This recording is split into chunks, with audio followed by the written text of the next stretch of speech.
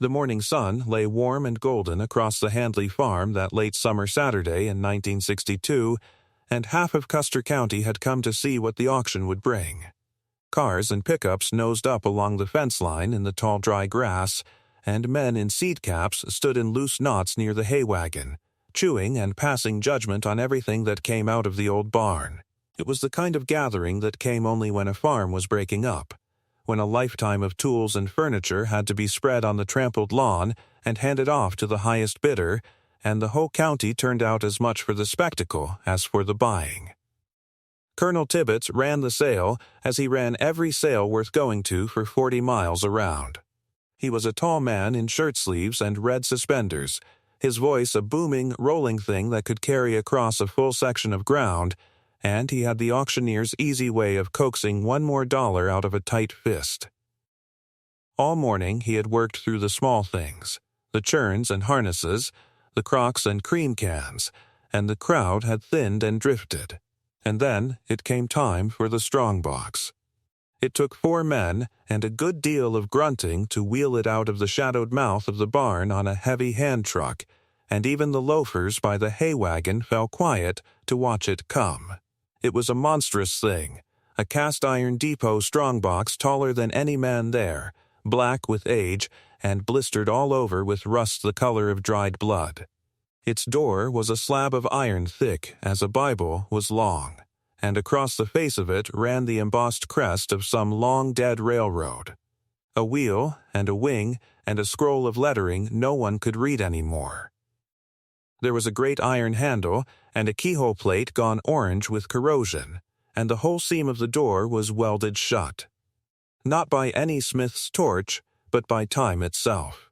By 50 years or 60 of rust knitting iron to iron until the thing was as sealed as a boulder. Colonel Tibbets thumped it once with the flat of his hand, and it gave back a dull dead sound, like knocking on the side of a hill. "Now here's a piece with some history to it, folks," he called out, walking a slow circle around the hulk. "Come off the old Loop Junction depot when they tore it down, 30-odd years back. Genuine railroad strongbox, solid iron, don't make 'em like this anymore. Who'll give me a bid?" For a moment nobody said anything. Then Cyrus Boyd laughed. Everyone knew Cyrus Boyd. He was the county antiques dealer, a heavy-set man with a florid face and small shrewd eyes.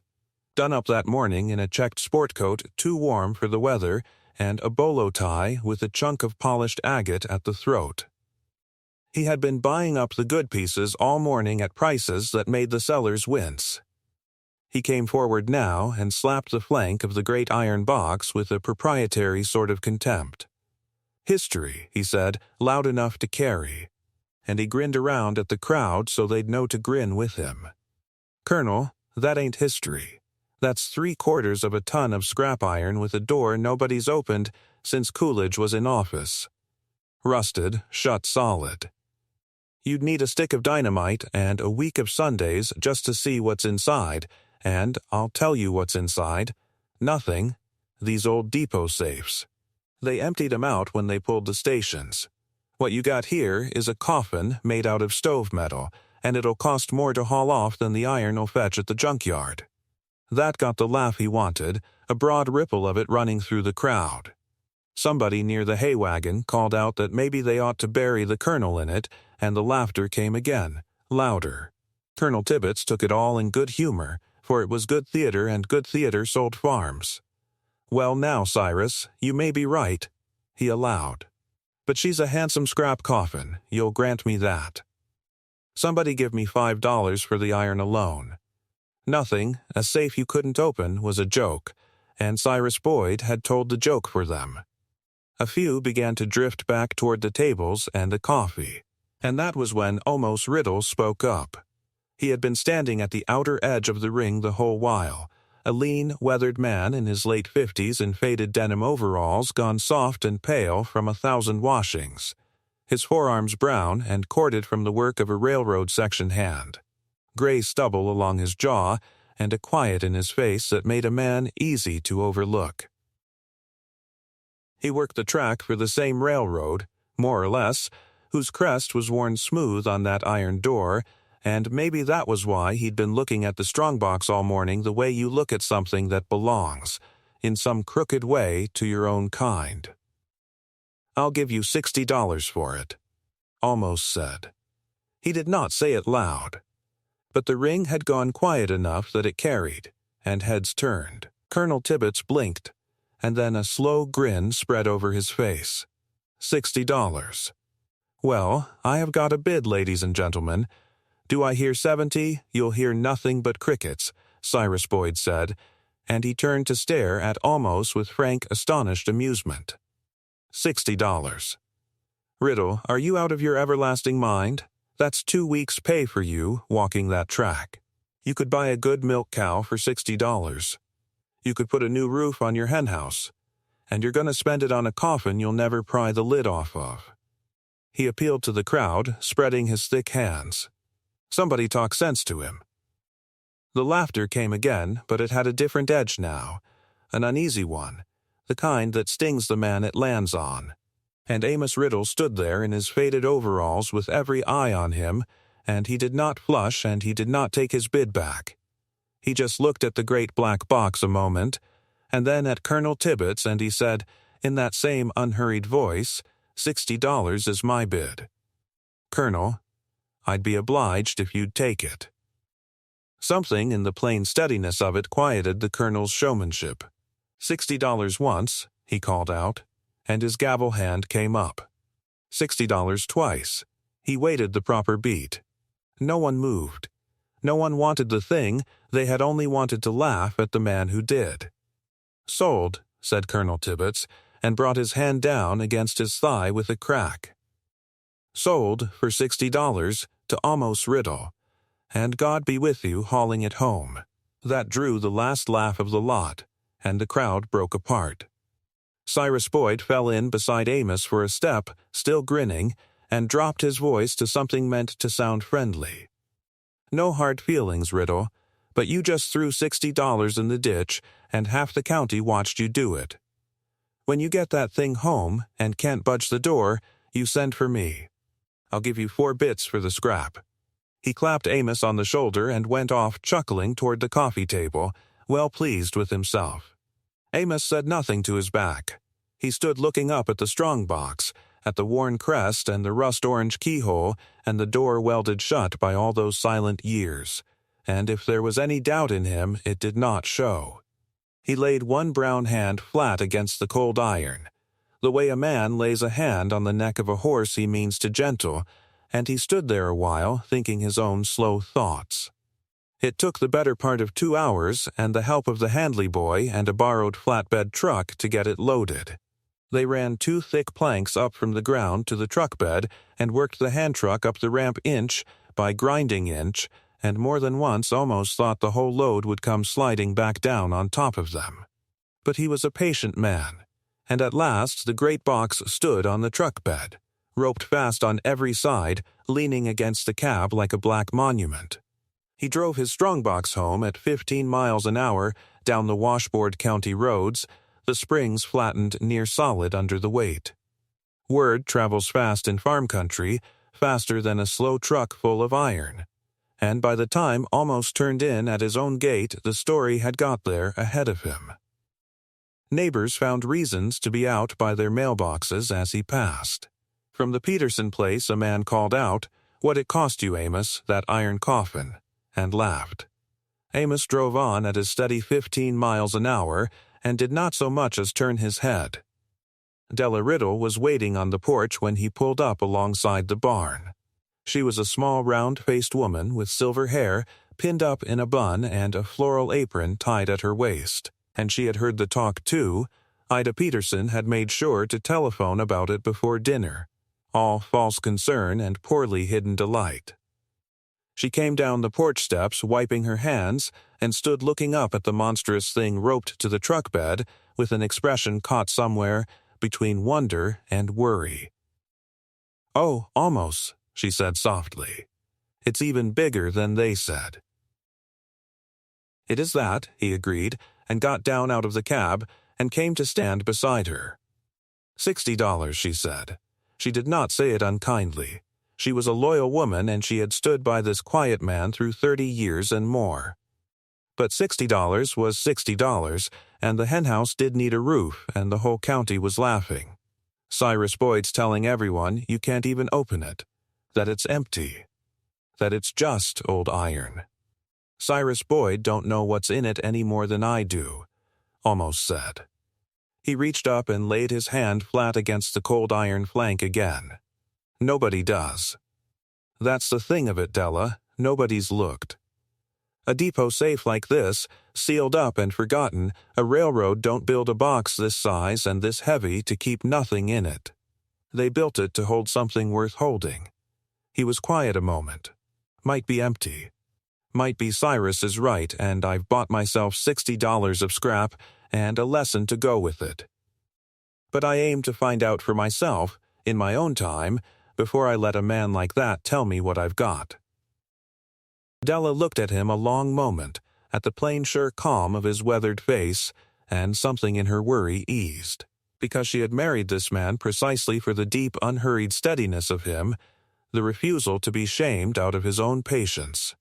She put her hand over his where it rested on the iron, and she said no more about the henhouse roof. It took them until near dark to work the strongbox off the truck and onto the packed earth floor of the machine shed, where it stood at last in the corner under the hanging lantern, taller than a man, black and silent and enormous, home, and the next morning, before the sun was well up, before he set off to walk his section of track, Amos Riddle went out to the shed with an oil can and a soft rag and a little hand hammer, and he began. He did not attack it. That was not his way, and it was not the way of frozen iron, which yields to force about as readily as a stone does. He worked the door seam the way he had learned to work every stubborn frozen bolt in 30 years on the line, with patience, with oil, with the long game. He wiped the crusted rust from the seam and worked penetrating oil into it drop by drop, all along the hairline where door met frame, and let it stand and soak. He took the little hammer and tapped, gently, methodically, all around the door, loosening the grip of the rust a hair's breadth at a time. Tap and oil and wait. And when the morning light told him it was time to go, he set down his tools and went off up the line to his day's labor. He did the same that evening when he came home, and the next morning, and the next, and the mockery of the county rolled off him like rain off a slate roof. Let them laugh. He had his section of track to walk and his door to free, and both of them were the same kind of work, and Amos Riddle had never in his life been a man who needed to be believed in order to keep on. Week after week he oiled and tapped and coaxed, and deep in the frozen seam, so faint that only a patient man would ever have felt it, the iron began, at long last, to give. The great door had fought him for 6 weeks, and now, in the slanting light of an October afternoon, it fought him still. But the fight had changed. Word of the sealed strongbox had traveled over fence lines and church steps until half the township knew that quiet Amos Riddle had hauled home a cast-iron coffin and could not get it open. They came to look. First one truck, then two, idling at the end of the lane, men leaning on their fenders with their hats pushed back. He did not send them off. He simply went on with his labor, patient as the seasons, warming the hinges with a soldering lamp and letting them cool and warming them again. Della brought him coffee in the blue enamel pot and stood beside him, saying nothing, and the crowd watched too, and some of them laughed behind their gloves. It was on such an afternoon that the automobile came, a dust-gray sedan that did not belong to anyone in the county, moving slow up the rutted lane. It stopped short of the barn. A woman climbed out, slim and unhurried, in a tweed jacket gone soft at the elbows, wire spectacles catching the low sun. She had a leather satchel over one shoulder and the careful, forward-leaning walk of someone who has spent her life among things older than herself. She did not look at the crowd at all. She looked at the safe. She stopped a good 10 feet from it and stood with her head tilted, and her breath came out of her in a small visible cloud, and she said, almost to herself, "It can't be." "Ma'am?" said Amos, straightening. The woman crossed the last of the distance and lifted her spectacles onto her forehead and leaned close to the raised crest embossed there under 60 years of rust and grime. She traced it with one gloved finger, and when she spoke her voice had gone low and unsteady. "A shield," she murmured. "A shield and a winged wheel, and the letters P and N and W. Platte and Northwestern. The Platte and Northwestern Railroad." She turned then and looked at Amos, and her eyes behind the spectacles were bright and wide. "Sir, do you know what you have? Do you have the faintest idea what you've bought?" Amos wiped his hand slowly on a rag. "A safe," he said. $60 worth of iron, most folks tell me." A laugh went through the men at the end of the lane. But the woman did not laugh. She put out her hand and said, "My name is Eleanor Hargrove. Dr. Hargrove. I study the railroads of this state, the dead ones especially. I have spent 11 years trying to find out what happened to a payroll that left Omaha in the spring of 1893 and never arrived at the end of the line. And unless I am a great fool standing in a cold barnyard, Mr. Riddle," said Della softly, "Amos Riddle, I'm his wife." "Mr. Riddle," said Dr. Hargrove, "I believe the answer to my 11 years is standing behind this door." For a moment no one said anything at all. Then Cyrus Boyd, who had come that afternoon like the others, pushed himself off the fender of his Buick and ambled over with his thumbs in his belt. "Now hold on," Boyd said, chuckling. "Doctor, is it?" "Ma'am, I've been in the antiques trade in this county 22 years, and I can tell you that box is a derelict. Railroad went bust. They'd have stripped it before they left it. Nobody walks off and leaves money in a strong box. You'll find rust and mouse dirt and maybe an old boot, and this poor fellow will have his $60 education, and no hard feelings." Dr. Hargrove looked at him with the mild, unimpressed patience of a schoolteacher regarding a boy who has spoken out of turn. "Mr. Boyd, the Platte and Northwestern did not go bust in an orderly fashion. It collapsed in the panic of '93 in a single terrible week, with the receivers padlocking the offices and the tellers walking off unpaid. The line's last payroll, better than $4,000 in gold and silver coin, a sum that would buy a good farm entire in those days, was sent west by rail to the terminal depot at a place called Halverson's Crossing, which does not exist anymore, which was pulled up for its rails during the First War and plowed under. That payroll was signed out of the Omaha counting house. It was never signed in anywhere else." She laid her hand flat on the cold iron of the door. "The station master of Halverson's Crossing was a man named Josiah Penn. He was said to be honest to a fault. When the crash came and no one arrived to relieve him, he simply vanished from the record. And the depot's own freight safe was never accounted for either." She turned to Amos. "Riddle, I have never known what became of it." "That's a pretty story," he said. "You can't open the thing to prove it, can you?" "Hargrove, quite calmly, we had better find a man who opens things." The man who opened things arrived the following morning in a truck older than the safe seemed to be, its bed rattling with a cargo of oiled steel. He put his ear against the door and had Amos tap the bolts, and he grunted, and he nodded, and he said, in a voice like a rusty hinge itself, "She's not locked, son. Hasn't been locked in 60 years, I'd say. The tumblers likely gave up long ago. What she is seized. Corroded solid. That's a different animal, and a kinder one. A lock fights you. Rust just waits," he smiled with 3 teeth missing. "And rust can be persuaded." He worked the whole of that day and into the next, and the crowd at the end of the lane grew rather than shrank, until there were a dozen trucks and someone's wife had set up a folding table with a coffee urn on it.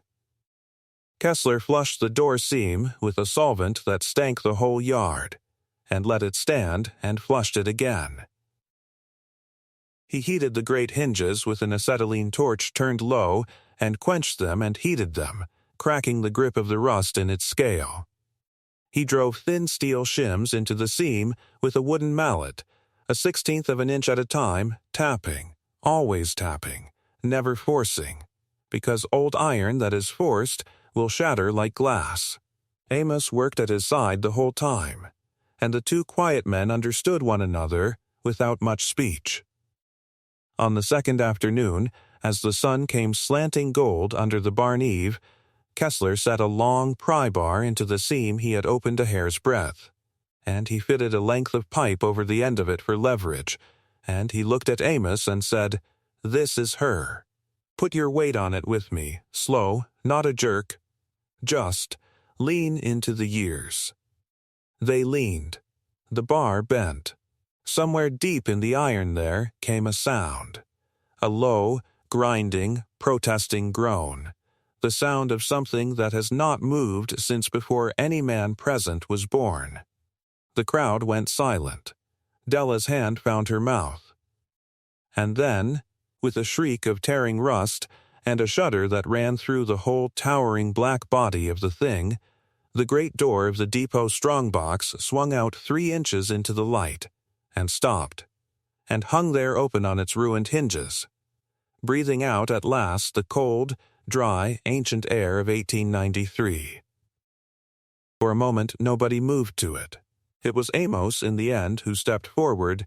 It was his, after all, his $60 and his 6 weeks and his patience, and he took the edge of the door in both hands and drew it fully open, and the low gold light fell into the inside of the safe for the first time in 70 years.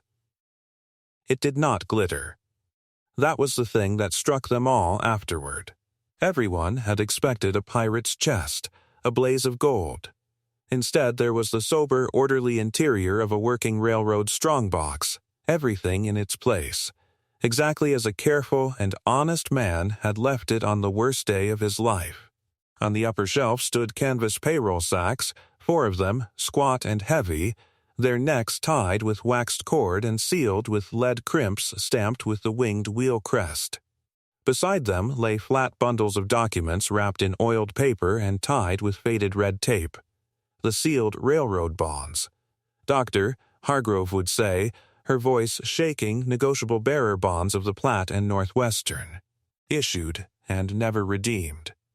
And on the lower shelf, alone, squared to the edges with the neatness of a man to whom order was a kind of prayer, sat a great leather ledger and laid atop it a single folded letter gone brown at the creases. Dr. Hargrove drew on a pair of white cotton gloves before she would touch anything, her hands trembling so that she had to try the second glove twice. She lifted one of the payroll sacks and could not hold its weight one-handed, and she loosened the waxed cord, and she poured a little of it out into her cupped palm. And it was coin, gold coin and silver, double eagles and Morgan dollars, mint bright, uncirculated, never spent. Coined in 1892 and 1893, and carried west to pay men who were never paid, and then shut into the dark to wait for 69 years.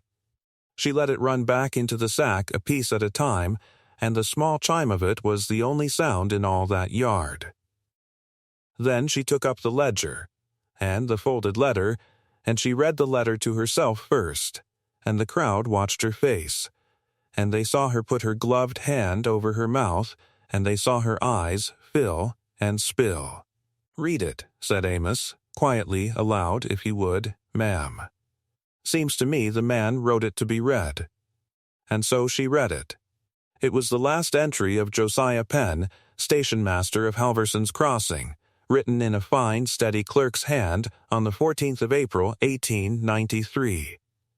He wrote that the road had failed, that the wire had gone dead and no train had come for 11 days and would not come again, that the payroll had been placed in his keeping and there was no soul left to sign for it, and no bank within 40 miles that had not itself closed its doors.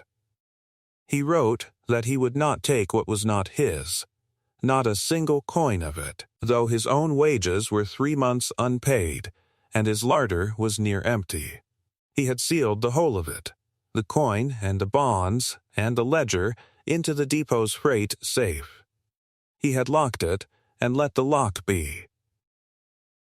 He wrote that he trusted some honest man would one day open it and find the reckoning true and every dollar present, and would see that the men of the Platte and Northwestern, or their children, were made whole at last.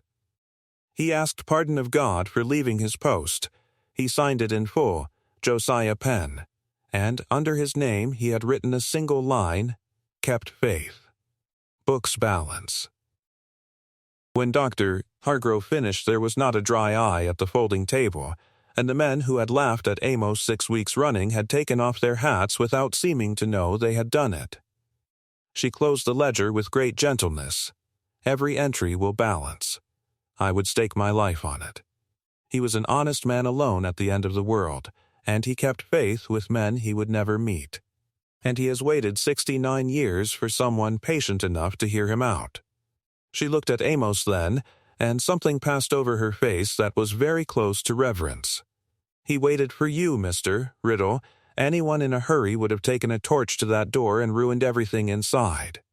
Anyone greedy would have cracked it open in a week and scattered it. It took a man willing to give it 6 weeks and never once lose his temper with it. It took a man like you.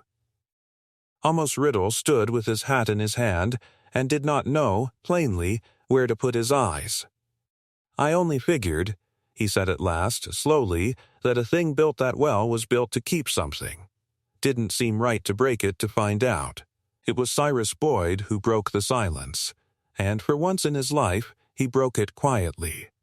He had come up close during the reading without anyone marking him, and he stood now at the edge of the light looking into the open safe, with the color gone out of his heavy face, and whatever he had meant to say died in his throat. He looked at the sacks of mint coin that would prove to be worth many times their weight to collectors and the State Historical Society together. He looked at the bonds. He looked at the letter of a dead honest man. And then he looked at Amos, at quiet Amos, in his faded overalls, whom he had called a fool at the auction and a fool at the fence a dozen times over, and he found he had nothing left to sell and nothing left to sneer. "Amos," he said, and his voice came out rough. He cleared his throat and started again. "Amos, I was wrong about the box. I was wrong about a good deal, I expect." He turned his own hat in his thick hands. "You got the best of that sale. Best I ever saw. And I called it wrong in front of the whole county, and I'm sorry for it." Amos looked at him a long moment. He was not a man who kept scores, and he was not a man who gloated. "Well, Cyrus," he said, "you bid 61, if I recall. You'd have carried it home yourself, given the chance." A dry crinkle came at the corners of his eyes. "I'd not have wished 6 weeks of that door on a friend." And that, more than any triumph, undid Boyd entirely. He gave a short, helpless bark of a laugh, and put out his hand, and Amos shook it, and the thing between them was, if not mended, at least laid down. The county talked of nothing else for a year. There were men from the State Historical Society, and men from the bank, and a lawyer, and in time a modest, dignified sum came to Amos and Della Riddle for the coin, and for the historical value of the bonds and the ledger, which they gave over to be kept and studied and shown, because it had never truly felt like theirs to keep. Josiah Penn's name went up on a small bronze plaque in the State Museum, in a quiet room where the strongbox itself came at last to stand, its great door open forever now, honest and empty. And under Penn's name, at almost his own quiet asking, they let the last line of his letter be cast into the bronze, "Kept faith." Book's balance. But that was all still to come. On the evening of the day the door opened, when the trucks had finally rattled off down the lane and the long gold light had gone to blue over the corn, Amos and Della Riddle stood alone in the barn before the great open safe. He had his arm around her, and she had her head against his shoulder, and neither of them said anything for a good while. "Well," Della said at last, softly, "what do we do now, Amos?" He was quiet. considering it the way he considered everything, without hurry. The empty strongbox stood before them, black and enormous and finally at peace, the last of the daylight pooling in its open door. "Nothing tonight," he said. "Nothing we have to rush at." He smoothed a strand of silver hair back from her face. "We'll see the fields in. We'll think on it slow. Maybe fix the porch roof before the snow." He looked at the old safe a moment longer, and something in his weathered face eased, as though a thing he had carried without naming it had quietly set itself down. "A man works his whole life and mostly nobody sees it," he said. "Turns out it don't matter so much, being seen. Turns out the work was always worth doing anyhow." He kissed the top of her head. "Come on inside, Della. Supper's cold by now, and I find I'm not sorry about a single minute of it." And they went in together through the blue dusk, unhurried, the two of them, leaving the great door standing open behind them to the coming dark. The sealed thing at last unsealed. The faith at last kept. And the quiet man at last, and only in his own good time, worth every unseen hour he had ever given.